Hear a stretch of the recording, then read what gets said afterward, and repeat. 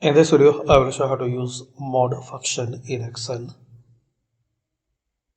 So we have this example. What is the mod function? Like you want to divide 10 by 2. So we can use this mod function, right? Mod, select it, then select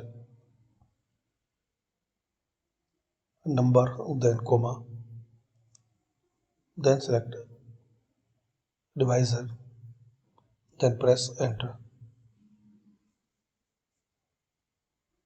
So answer will be 0 and we will divide 10 by 2. Another example, you have the total pens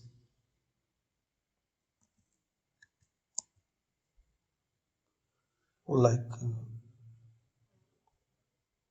700 and pens per pack 20, and to see the balance we will use the mod function equal mod,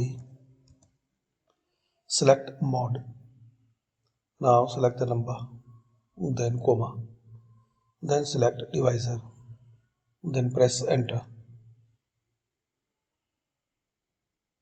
If we change the value here, so here you can see the answer. Thanks for watching.